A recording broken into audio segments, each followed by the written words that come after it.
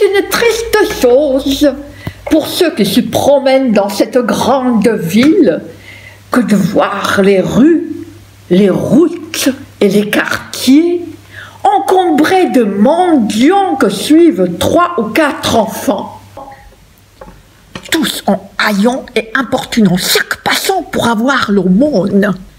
Ces parents, au lieu de travailler pour gagner honnêtement leur vie, passent leur temps à mendier, de quoi nourrir leurs malheureux enfants, qui, lorsqu'ils grandissent, deviennent voleurs, faute de trouver du travail. Tous les partis tombent d'accord, je pense, que ce nombre prodigieux d'enfants sur les bras, sur le dos ou sur les talons de leur mère et de leur père est, dans le déplorable état de ce pays, un très grand fardeau pour tous.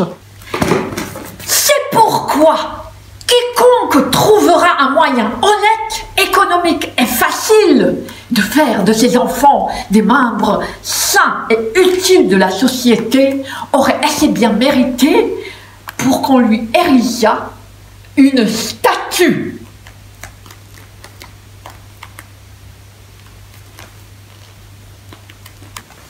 Mais ma sollicitude est loin de se borner aux enfants des mendiants de profession. Elle s'étend beaucoup plus loin et sur tous les enfants d'un certain âge qui sont nés de parents peu en état de subvenir à leurs besoins. Il est prouvé qu'un enfant qui vient de naître peut vivre du lait maternel 1 année, avec très peu d'autres nourritures de la valeur, mettons, 200 francs au plus, ou l'équivalent en gros gâteaux que la mère peut certainement se procurer dans son métier de mendiante. Et c'est précisément lorsque les enfants sont âgés d'1 an que je propose de prendre à leur égard des mesures telles qu'au lieu d'être une charge pour leurs parents et pour la communauté, et de manquer d'aliments et de vêtements le reste de leur vie, ils contribuent au contraire à nourrir et en partie à vêtir des milliers de personnes. Un autre grand avantage de mon projet, c'est qu'il préviendra ces avortements volontaires et cette horrible habitude qu'ont les femmes de tuer leurs bâtards. Habitude trop commune, hélas, parmi nous. Ces sacrifices de pauvres petits innocents qui arracheraient des larmes de compassion au cœur le plus inhumain, le plus barbare. La population de ce pays étant évaluée d'ordinaire à 65 millions. Je calcule que sur ce chiffre, il y a environ 4 millions de couples dont les femmes sont fécondes. De ce nombre, je soustrais 500 000 couples qui sont en état de pourvoir à la subsistance de leurs enfants. Quoique je ne pense pas qu'il y en ait autant dans l'état de détresse où est ce pays. Mais en admettant ceci, il restera 3 500 000 femmes fécondes, qui donnent une naissance, mettons, tous les 4 ans. Je soustrais encore 50 000 pour les fausses couches et pour les enfants qui meurent d'accidents ou de maladies dans l'année. Reste par an 700 000 enfants qui naissent de parents pauvres. La question est donc, comment élever cette multitude d'enfants et pourvoir à leur sort? Car nous ne pouvons les employer, et il est fort rare qu'ils puissent vivre de vol avant l'âge de 6 ans. Quoique j'avoue qu'ils en apprennent les rudiments beaucoup plus tôt. Je proposerai donc humblement mes propres idées qui, je l'espère, ne soulèveront pas la moindre objection. Un jeune spécialiste, scientifique de grande audience, m'a certifié qu'un jeune enfant bien sain, bien nourri, est à l'âge d'1 an un aliment délicieux, très nourrissant et très sain, bouilli, rôti, à l'étuvée ou au four. Et je ne mets pas en doute qu'il puisse également servir en fricassé ou en ragoût. J'expose donc à la considération de tous que des 700 000 enfants dont le calcul a été fait, 100 000 peuvent être réservés pour la reproduction de l'espèce, dont seulement un quart de mâles, ce qui est déjà plus qu'on ne réserve pour les moutons, le gros bétail ou le porc. Et ma raison est que ces enfants sont rarement le fruit d'un mariage. C'est pourquoi un mâle suffira largement au service de 4 femelles. Que les 600 000 restants peuvent, à l'âge d'1 an, être offerts en vente aux personnes de qualité et de fortune dans tout le pays, en avertissant toujours la mère de les allaiter copieusement dans le dernier mois, de façon à les rendre dodus et gras pour une bonne table. Un enfant fera 2 plats dans un repas d'amis, et quand la famille dîne seule, le train de devant ou de derrière fera un plat raisonnable et assaisonné avec un peu de poivre et de sel, sera très bon bouilli le 4e jour, spécialement en hiver. Et la chair des enfants sera de saison toute l'année. En moyenne, un enfant qui vient de naître pèse 3 kilos. Et dans l'année, s'il est passablement nourri, il ira jusqu'à 10-12 kilos, quand même. J'accorde que cet aliment sera un peu cher, mais je crois qu'aucun honnête homme ne se plaindra de donner 1000 francs pour le corps d'un enfant bien gras, qui, comme je l'ai dit, fera 4 plats d'excellente viande nutritive. Ceux qui sont plus économes, et je dois convenir que le temps le demande, peuvent écorcher le corps. La peau, artistement préparée, fera d'admirables gants pour les dames et des bottines d'été pour les beaux messieurs. Quant aux producteurs, j'ai déjà calculé que les frais de nourriture d'un enfant de mendiant, et je fais entrer dans cette liste tous les pauvres, les défavorisés, les oubliés de la croissance, et la moitié des agriculteurs, était d'environ 200 francs par an, guenilles comprises.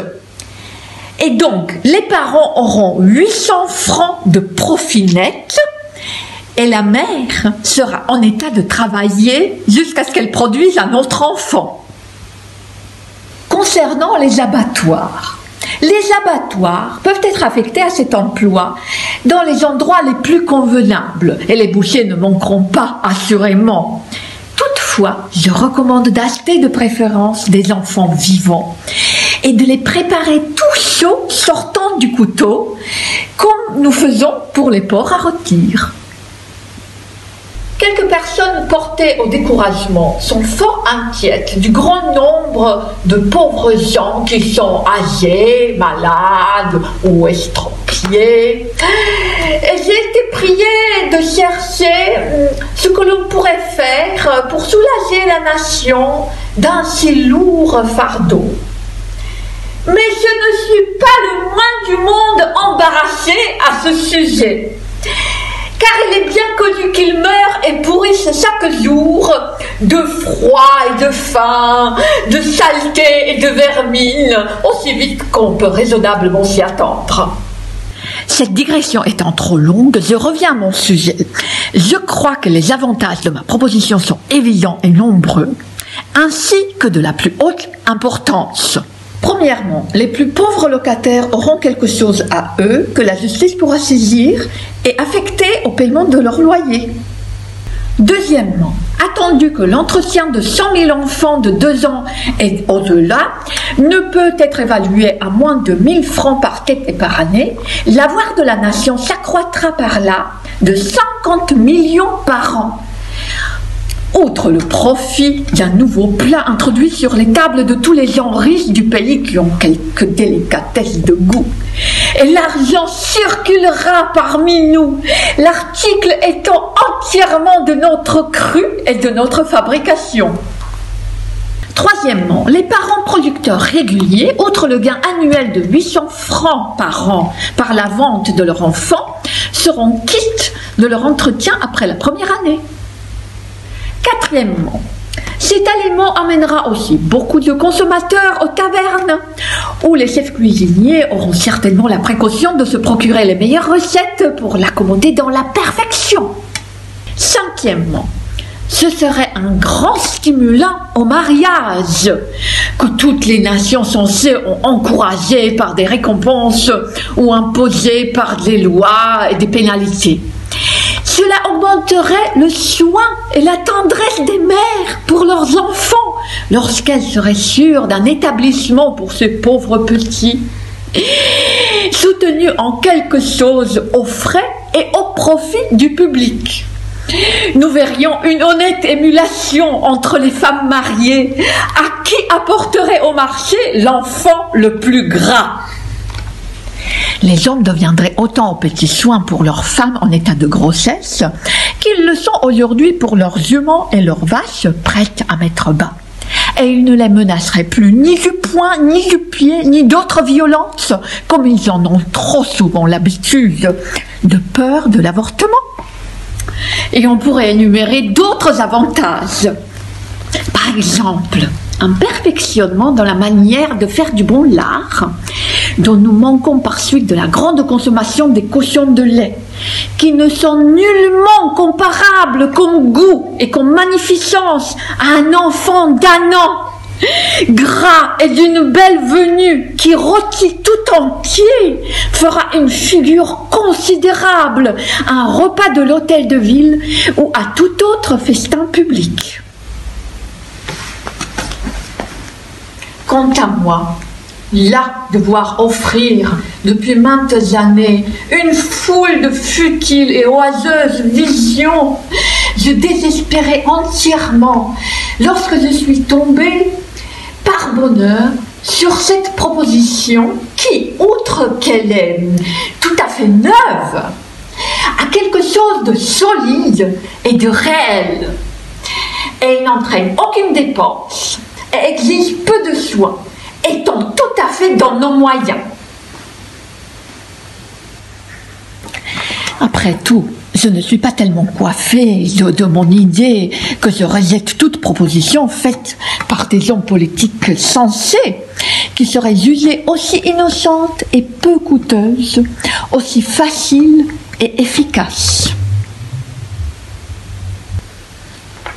Je déclare, dans la sincérité de mon cœur, que je n'ai pas le moindre intérêt personnel à poursuivre le succès de cette proposition, que je n'ai d'autre motif que le bien public de mon pays, que d'aider le commerce, assurer le sort des enfants, soulager les pauvres et procurer des jouissances aux riches. Je n'ai plus d'enfants dont je puisse me proposer de tirer de l'argent, le plus jeune ayant 9 ans.